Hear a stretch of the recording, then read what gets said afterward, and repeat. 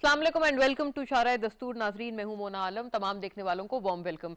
नाजरीन, अफगानिस्तान की ताज़ा तरीन सूरत हाल हम पहले मौजू और पहले सेगमेंट के तहत रखने जा रहे हैं।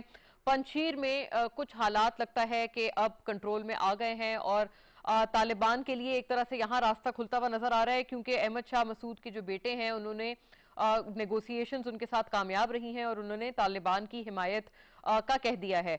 ये कुछ वीडियो पैगामात इस सिलसिले में सामने आए हैं। तो अगर यहाँ पर इस प्रोविंस में अगर सिचुएशन अंडर कंट्रोल है, दीगर भी जाहिर है पूरी दुनिया के लिए, पाकिस्तान के लिए, खित्ते के लिए जो जरूरी है वो यही है कि तमाम जो ग्रुप्स हैं या जो तमाम धड़े हैं उनकी शराकत दारी से और उन तमाम के अग्रीमेंट से ये जो हुकूमत फॉर्मेशन का अमल है ये अब खुश असलूबी से अफगानिस्तान में हो।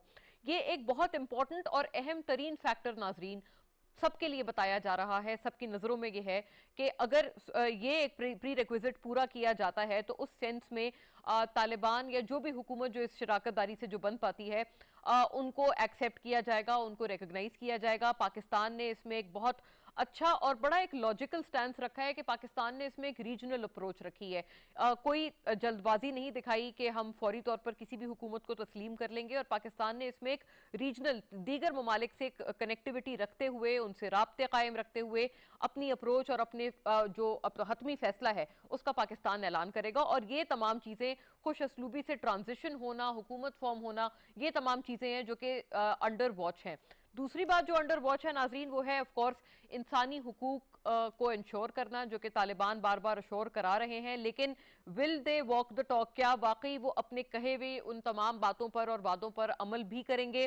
ख्वाह वो इंसानी हुकूक के हवाले से बात हो या खवातीन के हुकूक के हवाले से बात हो, ये भी एक बड़ा डिसाइसिव फैक्टर है नाजरीन, ना सिर्फ पाकिस्तान के लिए बल्कि तमाम दुनिया के लिए। चीफ ऑफ आर्मी स्टाफ ने भी कल इस हवाले से हिंट किया है और फॉरेन मिनिस्टर शाह महमूद कुरैशी साहब भी कुछ इसी किस्म की बात करते हुए नजर आए हैं। तो यानी कि ये भी एक फैक्टर है यकीनन, एंड सो मच सो के in eyes of Pakistan as well कि हम इसको अंडर कंसिडरेशन रखेंगे। और ये भी एक ऐसी चीज है जो कि इस वक्त हमारे लिए, पाकिस्तान के लिए और दुनिया भर के लिए अंडर वॉच है।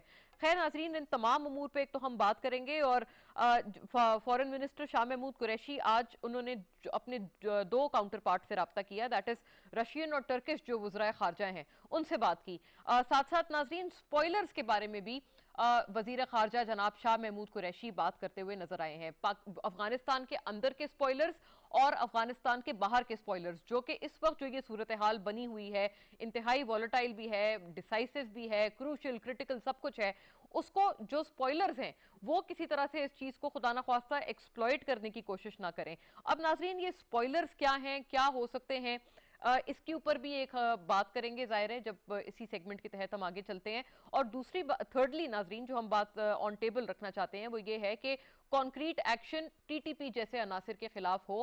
पाकिस्तान ने कल ये बरमला कहा है। अब देखना यह है कि ये भी एक मामला कितना अंडर कंसिडरेशन रखा जाता है, चूंकि तालिबान भी ये शोर कराते हुए नजर आते हैं। उन्होंने हिंट किया है पाकिस्तान को भी, अमेरिका को भी, कि उनकी सरजमीन किसी भी दूसरे मुल्क के खिलाफ दहशतगर्दी के लिए इस्तेमाल नहीं होगी। ये भी नाजरीन बड़ा एक अहम मरहला है। और पाकिस्तान ने जो एक टीटीपी के खिलाफ जो एक कमिटमेंट या एक एक्शन मांगा है, यकीनन उनके लिए जो जमीन है वो बहुत बहुत तंग हो गई है। लेकिन अब मजीद पाकिस्तान की क्या इसमें तवक्कुआत हैं और अफगानिस्तान की तरफ से क्या जरूरत वक्त है, उन्हें क्या करना होगा अपनी इन अश्योरेंसेस को, इन वादों को, कमिटमेंट्स को पूरा करने के लिए। इन तमाम उमूर पे नाजरीन आज हम बात करेंगे। और जॉइंट बाय आदिल नजम साहब, सबसे पहले माहिर बैन अल-अक़वामी उमूर, हमारे साथ बजरिया स्काइप मौजूद हैं।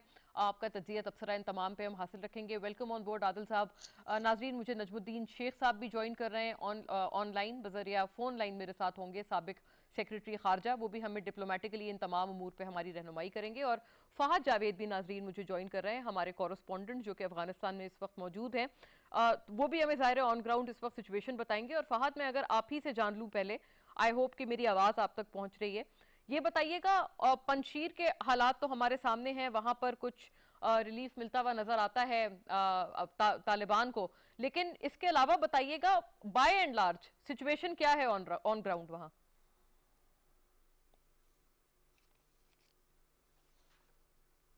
फहद, अगर मेरी आवाज़ आपको पहुंच रही है, राइट। फहद को मैं दोबारा कनेक्ट करती हूँ क्योंकि जाहिर है ऑन ग्राउंड हमें सूरत हाल का पता होना भी बड़ा ज़रूरी है।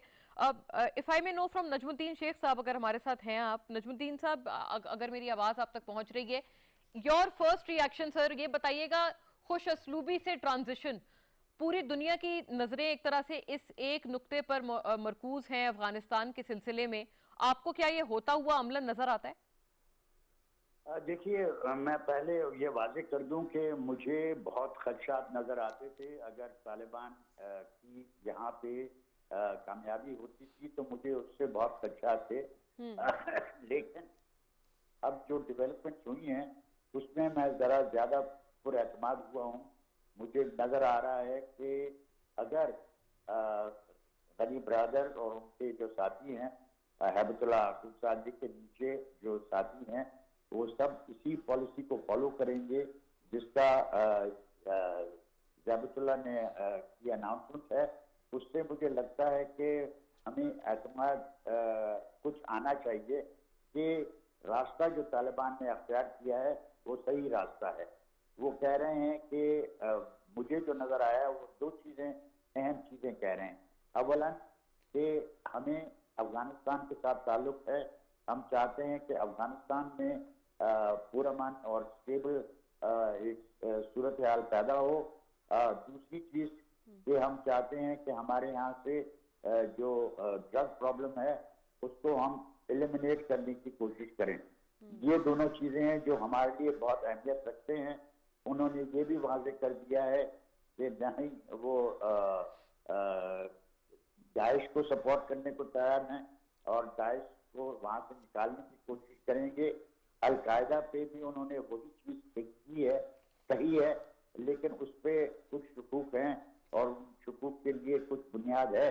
लेकिन मेरा अपना ख्याल ये है कि तालिबान शुरू से इस पे तुले हुए थे कि सब हमारा अफगानिस्तान के बाहर कोई ताल्लुक नहीं है, हम सिर्फ चाहते हैं कि अफगानिस्तान में उस किस्म की हुकूमत है हो जो कि हम बसूरत तालिबान हम लेना चाहते हैं। हमारी अफगानिस्तान के बाहर कोई दिलचस्पी नहीं है। हमारे लिए मसला ये है कि तालिबान के जब कहते हैं कि वो सिर्फ अफगानिस्तान में दिलचस्पी रखते हैं तो उनकी जो हमारे साथ पहले बहस रही है और उनका ये कहना रहा है कि सब हम नहीं मानते कि कोई उम्मा के दरमियान कोई सरहद हो। उसका मतलब क्या होता है? हमारे लिए ये जरूरी है कि अवलन उनसे ये हमें वादा मिले और ये हमें ये वाजे हो जाए कि साहब ड्यूरन लाइन बॉर्डर है पाकिस्तान और अफगानिस्तान का, इस पे अगर हमें एतमाद दिलवा दें। और दूसरा ये कि हमारी जो फेंसिंग कंप्लीट होती है तो उसके बाद अफगानिस्तान और पाकिस्तान के दरमियान उसी किस्म का रिश्ता होना चाहिए जो कि दो इस्लामी ममालिक बाकी दुनिया में हैं, उस नौयत का होना चाहिए। इन खदशात को एड्रेस करना जरूरी है तालिबान के लिए अगर वो हमारे साथ उस नौयत का रिश्ता चाहते हैं जो उनके लिए और हमारे लिए बेहतर है। राइट सर, यानी लेकिन आपको फिलहाल आप कह रहे हैं कि जो हालात हैं वो खासे बेहतर नजर आते हैं और हौसला अफजा है। ठीक है, बहुत बेहतर इस वजह से क्योंकि मुझे लगता है कि जब ये कहते हैं कि हम सिर्फ अफगानिस्तान में चाहते हैं जो भी हम हुकूमत बनाएंगे उसकी हुदूद अफगानिस्तान होगी और जो कहते हैं कि दुनिया के साथ सही रिश्ता रखना चाहते हैं, ये दोनों चीजें हमारे लिए सोर्स ऑफ कॉन्फिडेंस हैं और इनको हमें बढ़ाना चाहिए। राइट सर, ये जी मुझे इजाजत दीजिएगा। मैं नजमुद्दीन साहब, मैं आपके इनिशियल रिमार्क्स मेरे पास है, मैं जरा इस पे आगे बढ़ूं, मैं वापस आपकी तरफ आती हूँ ताकि आप इस पे अपनी जो दीगर भी आपके जो इस पे पॉइंटर्स हैं वो आप रखें और थोड़ा कंक्लूड करने की कोशिश करेंगे इसी सेगमेंट के तहत। अभी मुझे फहद भी ज्वाइन कर रहे हैं। फहद, उम्मीद है कि मेरी आवाज अब आप तक पहुंच रही है। मैं आपकी तरफ आती हूँ, लेकिन आदिल नजम साहब से अगर मैं पहले उनका व्यू मांग लूँ। आदिल साहब, टू यू, दो बातें रिकॉग्नाइज की हैं नजमुद्दीन शेख साहब ने कि ड्यूरेंट लाइन को एक तो रिकॉग्नाइज करें, माने, और पूरी फेंसिंग हो जाए जिसको खासी ऑपोजिशन का सामना था साबिक अफगान हुकूमत की तरफ से। तो जब ये फेंसिंग का अमल पूरा हो जाता है तब अच्छे नेबर्स और अच्छे दो इस्लामिक ममालिक की तरह हमारे ताल्लुकात होने चाहिए। क्या ये दो कमिटमेंट्स आपको पूरी होती हुई नजर आती हैं और क्या आपको भी हालात हौसला अफजा लगते हैं या फिर आपको लगता है कि अभी भी खासे खदशात बाकी हैं? देखिए, मेरे ख्याल में नजमुद्दीन शेख साहब का तज्जिया बिल्कुल दुरुस्त है, लेकिन मेरा सेंस ये है कि हौसला अफजा कहना या ना कहना, दोनों तरफ अभी कबल वक्त है, अभी हौसला रखने का वक्त है। अभी तो देखने का वक्त है, अभी बहुत चीजें हैं जो हमें नहीं पता। मसलन जैसे उन्होंने भी कहा, अभी तो अफगानिस्तान में कोई गवर्नमेंट नहीं है ना, तालिबान की कोई हुकूमत तो नहीं मौजूद। बिल्कुल। तालिबान का एक कंट्रोल है काबुल पे और दीगर अफगानिस्तान पे, और हम देख रहे हैं पंशेर में, दूसरी जगह भी होगा शायद, कि उस पर उठेंगे, कोई उसको एतराज करेगा, कोई फौजी तौर पे एहतजाज करेगा, कोई सियासी तौर पे करेगा। तो जब तक कोई एक हुकूमत, एक गवर्नेंस, एक स्टेट, एक रियासत कायम नहीं होती और नजर नहीं आता कि जो अभी तक हमने बातें सुनी है वो चाहे हो हौसला अफजा, उन पे अमल किया जाएगा और क्या हो सकता है। तो मेरे ख्याल में इस वक्त जल्दी करने का वक्त नहीं है, नजर रखने का वक्त है, गौर करने का वक्त है, तैयारी करने का वक्त है। और यही मेरा हवाला होगा ड्यूरेंट लाइन पे। ड्यूरेंट लाइन जो है ये 70 साल की कहानी है। 70 साल में ये दो जो हैं मुसलमान नेबर, इनकी जो तारीख है वो बड़ी तशवीशनाक रही है। और ये सिर्फ गनी साहब के ज़माने में तो नहीं थी, ये सिर्फ उससे पहले भी 70 साल की थी।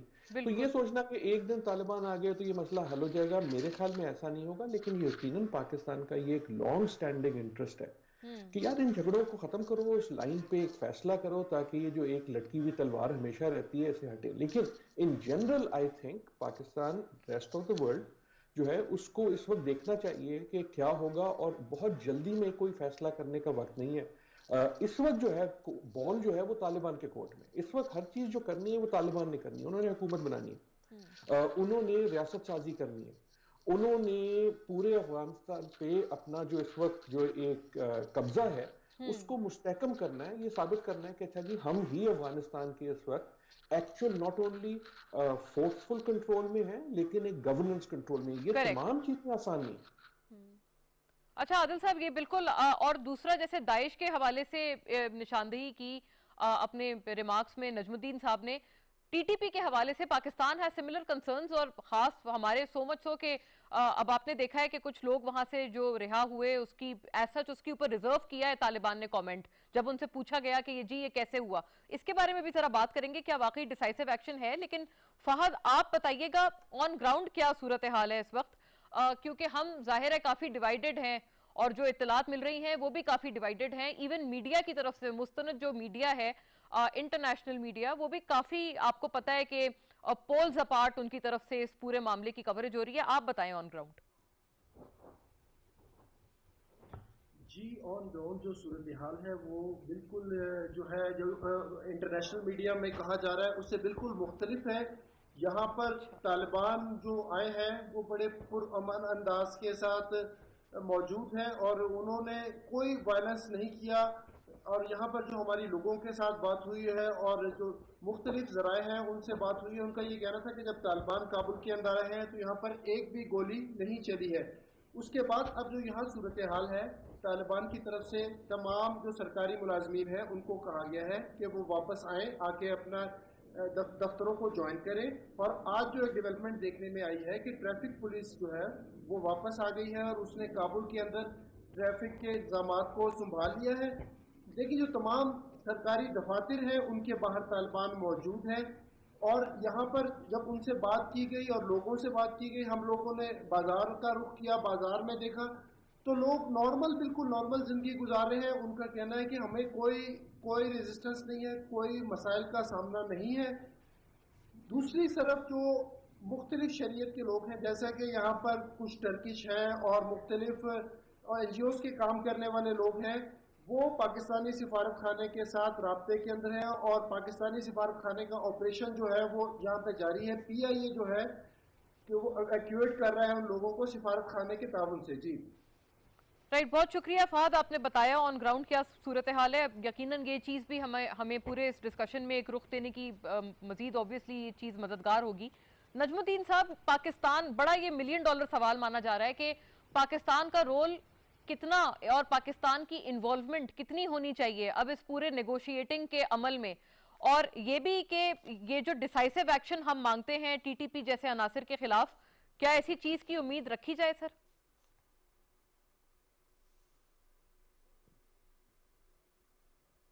राइट, ओके, नजमुद्दीन साहब को मैं रिकनेक्ट करने की कोशिश करूंगी। नाजरीन, क्विक ब्रेक, वापस आते हैं, स्टे विद अस।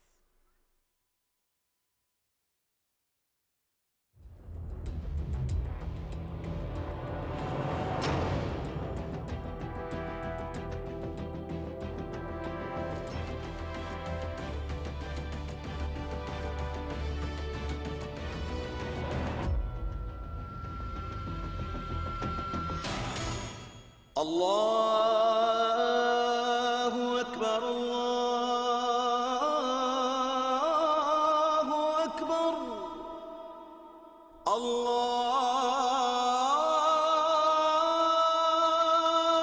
अकबर, अल्लाहु अकबर। अशहदु अन ला इलाहा इल्लल्लाह,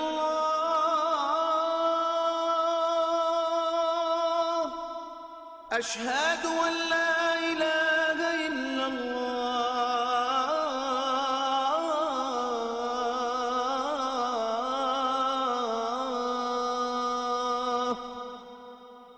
أشهد أن محمدا رسول الله،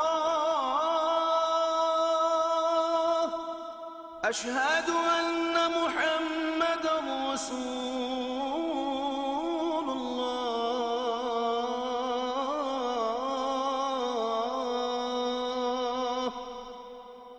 حي على الصلاة، حي على الصلاة،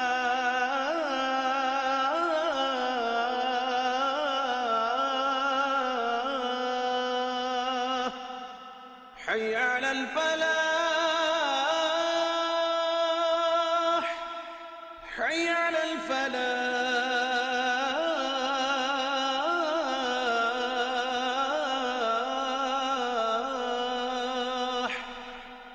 الله أكبر، الله أكبر، لا إله إلا الله.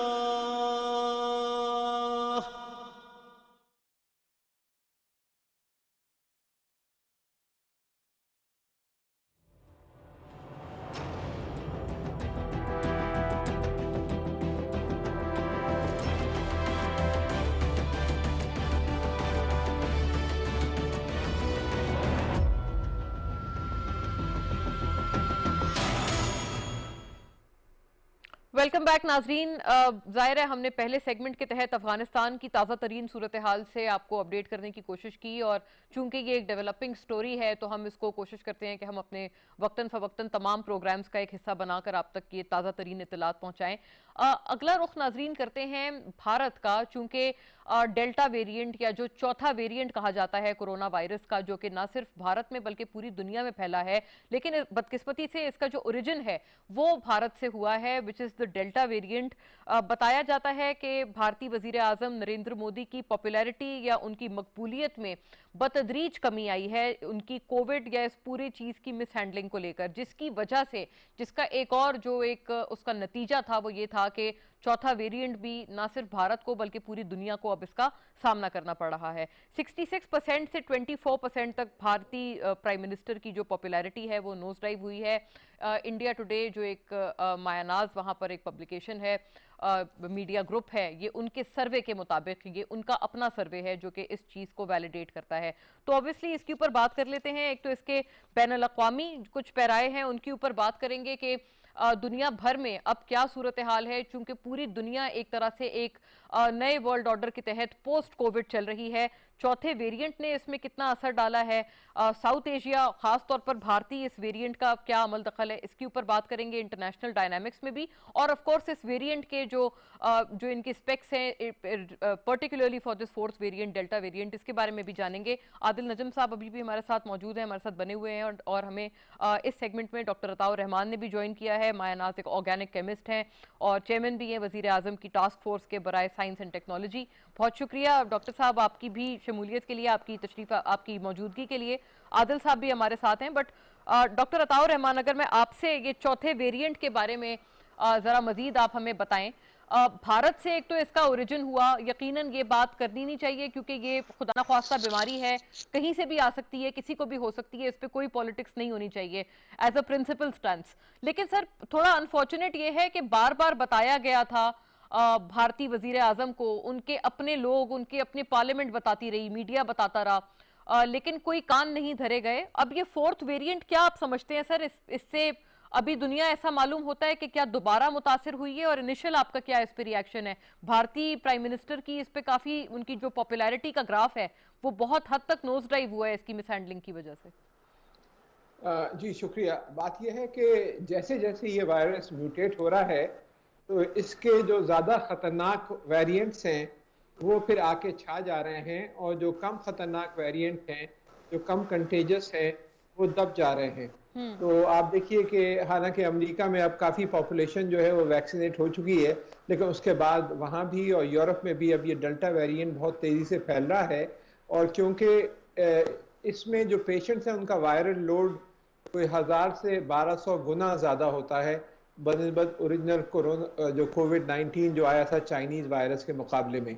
तो ये बहुत ज़्यादा कंटेजस है, इससे इन्फेक्शन बहुत ज़्यादा फैलता है, और ये जो है बीमारी भी इससे ज़्यादा शिद्दत इख्तियार करती है, क्योंकि बहुत सी दफ़ा पता नहीं चलता लोगों को कि वो इन्फेक्ट हो गए हैं और फिर वो दूसरे लोगों को इन्फेक्ट करना शुरू कर देते हैं। और ये दिफाई निज़ाम जो है, आपका जो इम्यून सिस्टम है, उसको भी धोखा देता है। तो बड़े ख़तरनाक सूरत हाल इस वक्त चल रही है। जैसे जैसे वक्त गुजरता जा रहा है और जब तक ये वायरस मौजूद है और जब तक ये म्यूटेट करता जा रहा है, तो और ज़्यादा ख़तरनाक वेरिएंट्स जो हैं वो सामने आते जाएंगे। और वैक्सीन का जो मामला है वो पीछे हैं म्यूटेशंस के मुकाबले में। तो हालांकि ब्रॉड स्पेक्ट्रम होता है वैक्सीन का, काफ़ी हद तक आपको प्रोटेक्ट करती हैं, और ख़ास तौर पे सीरियस इलनेस से और हॉस्पिटलाइजेशन से आपको बचाती हैं, जिसमें डेल्टा वेरिएंट भी शामिल है। लेकिन फिर भी एक बहुत बड़ा जो ख़तरा मंडला रहा है इस वक्त दुनिया पर, मेरे नज़रिए में, वो ये है कि जो सार्स और मर्स जो थे, मिडल ईस्ट रेस्पिरेटरी सिंड्रोम वगैरह, उनका जो अमवात की शरह थी वो 8 से 10% थी, जबकि ये जो कोविड-19 में और इसके जो मुख्तलिफ वेरिएंट्स आए हैं उनमें अमवात की शरह 1 से 2% है।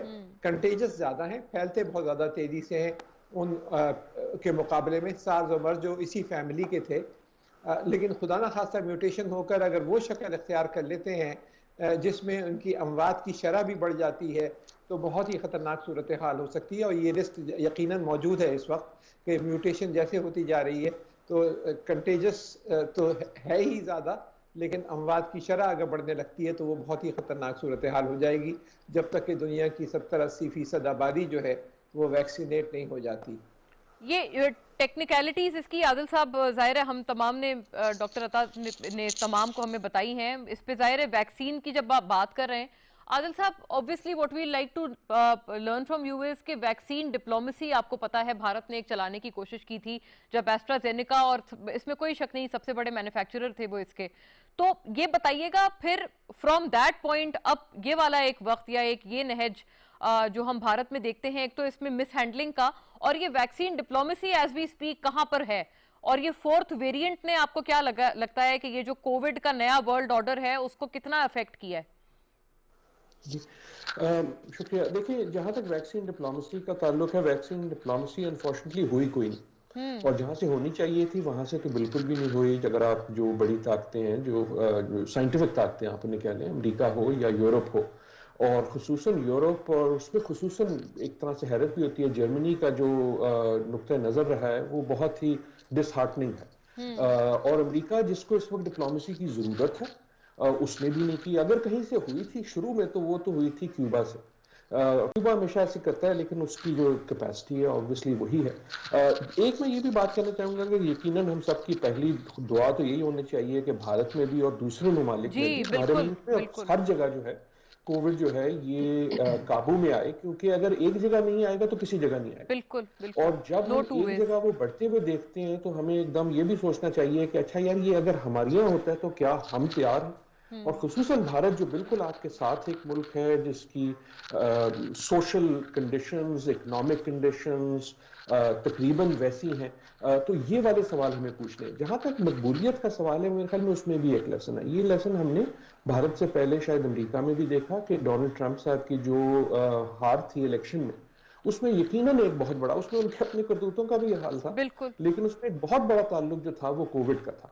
और वो कोविड सिर्फ मिस हैंडलिंग का नहीं होता, ये मेरे ख्याल में दूसरे मुल्कों को भी सोचना चाहिए। उसमें सिर्फ मसला ये नहीं होता कि आपने मिस हैंडल किया या नहीं किया, लेकिन मसला ये भी होता है कि अगर एक तवील बीमारी और पेंडेमिक की हालत में एक मुल्क इलेक्शन में जाता है, तो इररिस्पेक्टिव ऑफ आपने कैसे किया है, एक आप पे एक ऐसा साया होता है कि people feel down, people feel depressed, economic conditions are bad. और जहां ऑब्वियस मिस हैंडलिंग है, जैसे अमेरिका में भी थी और भारत में भी शुरू में लगता था कि अच्छी थी, लेकिन उसके बाद जो एकदम देखा कि एक बहुत बड़ा मुल्क, 1 बिलियन की आबादी का मुल्क, उसमें जिस तरह वो फैला और कंट्रोल ना हो सका, उसकी एक सियासी कॉस्ट होती है। तो आई थिंक यहाँ लेसन ये है कि पेंडेमिक्स की सियासी कॉस्ट बहुत बड़ी होती है और उस पर भी ख्याल करना चाहिए। और कई बार हम ये सोचते हैं कि इकोनॉमिक कॉस्ट बड़ी है और सियासी कॉस्ट सिर्फ इकोनॉमिक कॉस्ट से आएगी, लेकिन इट इज जब ये एक सोसाइटल चीज होती है तो वो इंसान के असाब पे, इंसान के फैसलों पे तारी होती है, और हमें यही नजर आया। जरा इसको कंक्लूड करते हैं आखिरी तमाम दोनों से हम अपने उनके पार्टिंग सेंटेंसेस। डॉक्टर अता, टू यू सर, ये वैक्सीन डिप्लोमेसी आपने सुना, आदिल नजम साहब फरमा रहे हैं कि है ही नहीं, ये खासा एक लम्हा फिक्रिया है पूरी दुनिया के लिए, क्या आप भी ऐसा समझते हैं? और आइंदा जाहिर है कि नई चीज है, नई बीमारी, नई वबा, इसके ऊपर अभी भी रिसर्च वगैरह चल रही है, लेकिन क्या ऐसी कोई चीज है जिससे एटलीस्ट नए वेरिएंट्स के इमर्ज या इनकी इमर्जेंस को कर्टेल किया जा सके, अगर रोका ना भी जा सके तो? जी, सबसे पहले डिप्लोमेसी में तो मैं कहूंगा कि नेगेटिव डिप्लोमेसी बहुत सारे ममालिक ने की है। मिसाल के तौर पे कनाडा को देखिए, बरतानिया को देखिए, बहुत से यूरोपीय ममालिक ने कि जितनी उनकी आबादी को ज़रूरत थी वैक्सीन की, उससे कोई 3-4 गुना ज़्यादा वैक्सीन उन्होंने ऑर्डर करके, पेमेंट करके बुक कर ली, जिसकी वजह से दूसरे ममालिक जो हैं उनको काफ़ी नुकसान पहुंचा और वैक्सीन नहीं मिल पाई। हिंदुस्तान के अंदर भी अगर आप देखें तो जो इनकी जो सीरम इंस्टीट्यूट ऑफ इंडिया है, उसकी भी वैक्सीन जो थी वो बाहर के ममालिक ने बुक कर रखी थी और इंडिया को अपने वैक्सीन सप्लाई करने में मुश्किल हो रही थी। जहां तक आपने ये फरमाया कि क्या हम रोक सकते हैं इसकी म्यूटेशंस को, तो इसका जवाब है नहीं। जब तक वायरस मौजूद होगा तो ये नेचुरल फिनोमेना होता है, सारे वायरसेस म्यूटेट करते हैं और ये भी वायरस कोई नई चीज नहीं है, ये म्यूटेट कर रहा है और ये म्यूटेट करता रहेगा जब तक ये रहेगा। तो अगर इसको रोकने का तरीका एक ही है कि आप इसको सप्रेस करें दुनिया भर में, और वो 2 तरीके से हो सकता है कि आप या तो हर्ड इम्यूनिटी की तरफ चले जाएंगे, 70-80% दुनिया की आबादी, खाली आपके मुल्क की नहीं, वो वैक्सीनेट हो जाए और दूसरे SOPs को सख्ती से फॉलो किया जाए ताकि ये दब जाए। यही सूरत है, वरना जब तक ये रहेगा ये नई नई शक्लों में आता रहेगा और 4th, 5वीं, 6ठी वेव जिसकी आती रहेंगी, तो अगले 2-3 साल मेरे नज़रिए में बहुत ही क्रिटिकल होंगे हमारे लिए कि इसके साथ जो नई नई शक्लें आएंगी वो किस हद तक हम अपने आप को बचाव कर सकते हैं। बिल्कुल, ये अब यही इसका एक हल है। और जो जाहिर है, जो अनफॉर्चुनेट बात है, बिल्कुल हम भारत और तमाम जो भी मुतासर इससे हैं, इस 4th वेरिएंट से, उन तमाम के लिए दुआ गो हैं। लेकिन अनफॉर्चुनेट बात यह है कि जब बार बार बताया जाए कि यहाँ गलती है, गफलत है, तो instead of being cautious about it, Bharat की तरफ से हमें एक एरोगेंस उल्टी नजर आई थी, चूंकि वो मैन्युफैक्चरर्स थे इस वैक्सीन के। आदिल साहब, what is your parting message for all of अस?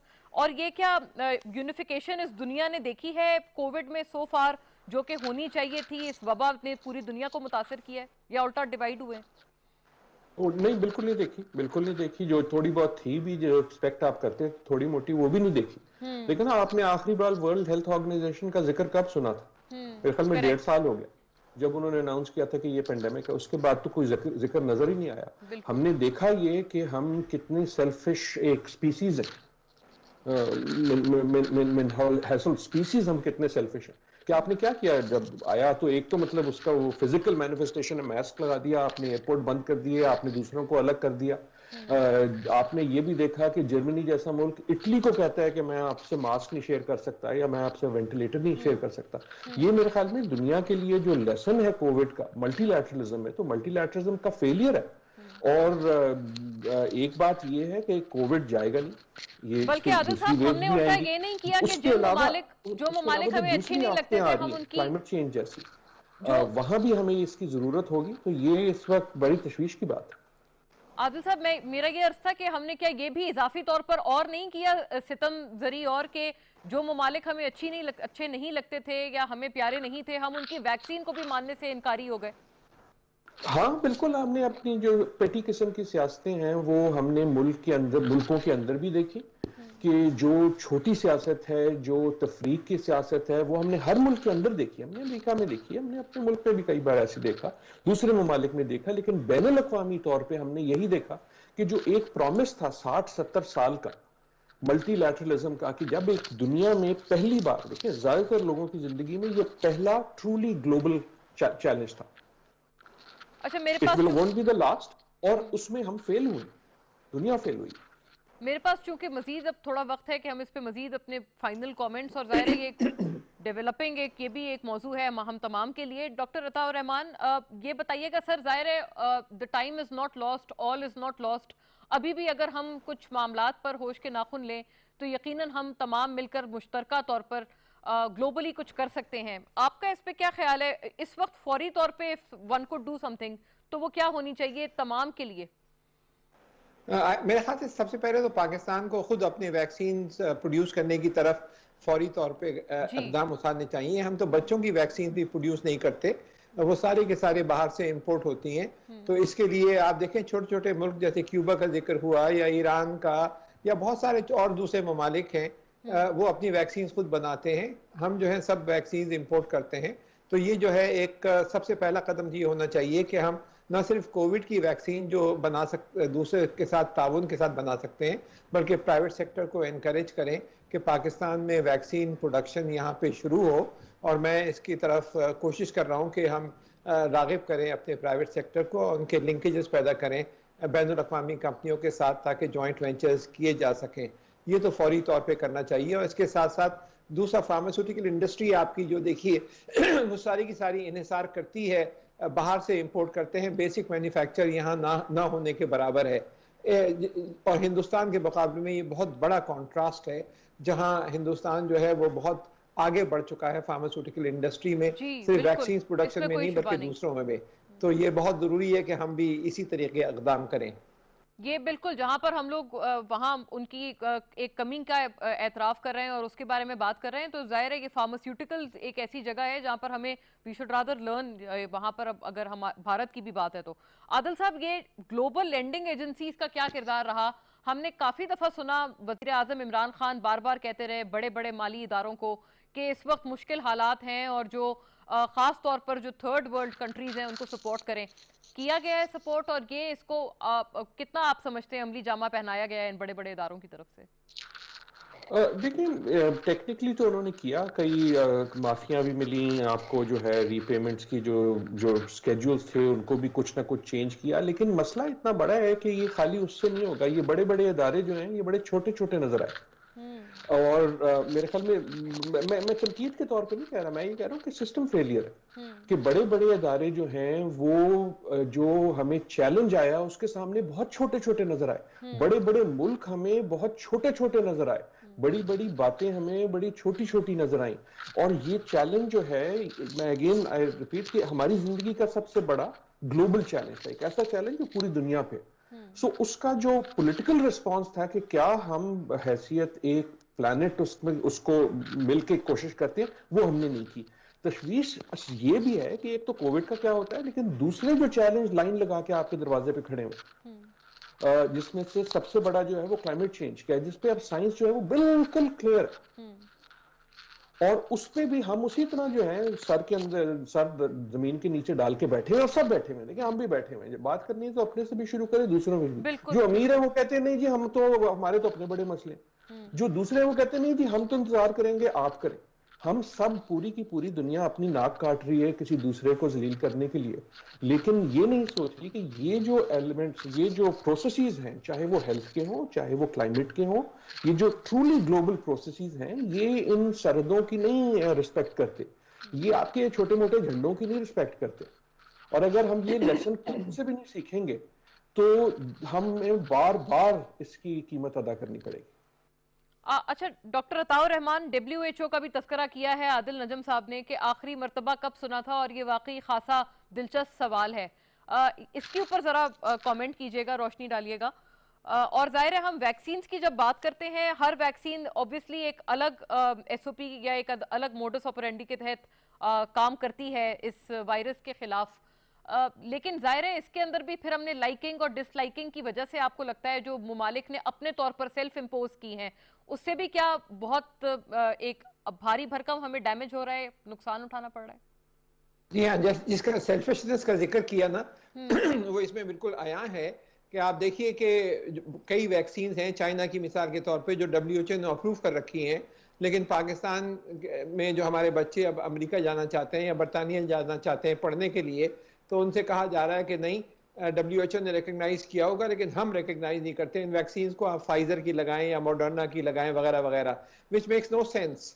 तो ये जो है वजह उसके क्या है, वो वजह जो है जो दिखाई देती है वो यही है कि कमर्शियल मोटिव्स हैं कि जो हमारी वैक्सीन बिकें और दूसरे ममालिक की वैक्सीन जो है उसकी इतनी अहमियत नहीं है। तो WHO को नज़रअंदाज इस लिहाज से किया गया है यकीनन, क्योंकि सेल्फ इंटरेस्ट में सब ममालिक अपने मुब्तला रहे हैं, और इसके कई पहलू हैं। एक तो पहलू जैसे मैंने अर्ज किया कि आपने जो ओवर बुकिंग कर ली और वैक्सीन अपने लिए जितने आपको चाहिए थे पॉपुलेशन को, उससे कहीं ज़्यादा ऑर्डर कर लिए और बाकी ममालिक को आपने रोक दिया। दूसरे जो है जो प्राइसिंग हुई है बहुत सारी वैक्सीन्स की, वो भी बहुत जगहों पे बहुत अनरीजनेबल हुई और बहुत महंगे दामों में वैक्सीन्स बेची गई, जबकि उसकी कॉस्ट बहुत कम थी। वहाँ भी सेल्फिशनेस इसकी हमें दिखाई दी। तो बात यह है कि जब ऐसे मामलात आते हैं तो एहसास होता है कि हमें अपनी कौम को तैयार करना चाहिए। भीख का प्याला हमेशा हमारे हाथ में नहीं रहना चाहिए कि ये आप टेक्नोलॉजी बाहर से दे दें या ये दे दें। आपको अपने आप, और ये कर सकते हैं आप, पाकिस्तान में अल्हम्दुलिल्लाह आपके पास सब चीज़ मौजूद है। अगर आपके डायरेक्शन सही हो तो आपको खुद इन्हिसारी की तरफ तेज़ी से बढ़ना चाहिए। जैसे कि बहुत सारे ममालिक, छोटे छोटे ममालिक जो है, सिंगापुर जैसा छोटा सा मुल्क लेकिन है, डॉक्टर साहब, वो आपको किस तरह लगता आगे है बढ़ गया है। इसमें क्या चीज आड़े आ जाती है जिस वजह से हम अनफॉर्चुनेटली अब तक ये नहीं कर पाए हैं? खुद मेरे ख्याल इंसानी से की जब बात जो करें। आपकी जो लीडरशिप है उसका विजन नहीं रहा, वो अहमियत नहीं समझे। वो आज की दुनिया इल्म की दुनिया बन चुकी है, हमें नॉलेज इकोनॉमी की तरफ तेजी से बढ़ना चाहिए। हम कुदरती वसाइल की अहमियत कम से कम तर होती गई है, लेकिन हम अभी भी 100-200 साल पुरानी जो फलसफा था उसमें है। हमें चौथा सनती इनकलाब आ चुका है, और आप देखें एक मैकेंजी ग्लोबल की रिपोर्ट कुछ साल पहले आई थी जिसमें उन्होंने कोई 100 खरब डॉलर का इम्पैक्ट चंद टेक्नोलॉजीज का कहा था कि 2025 तक होगा, जिसमें बहुत सारी टेक्नोलॉजीज है, नेक्स्ट जनरेशन जीनोमिक्स है, आर्टिफिशियल इंटेलिजेंस वगैरह है। तो इन फील्ड में जब तक आप नहीं जाएंगे और फिर आप खुद सेल्फ रिलायंस की तरफ, और सारी जो सीक्रेट है वो ability to manufacture and export high technology products, that is what the challenge is. Right, Adil साहब से I would have loved his parting comment on this, क्योंकि ये नॉलेज इकोनॉमी वगैरह आदिल साहब का भी एक बड़ा सब्जेक्ट ऐसा है कि which is close to his heart. लेकिन नाजरीन, आज के लिए इतना ही। हमने ज़ाहिर है कोविड हैंडलिंग ना सिर्फ भारत के सिलसिले में, जहाँ पर भारतीय वज़ीर आज़म की बहुत बतदरीज उनकी पॉपुलैरिटी, मकबूलियत बहुत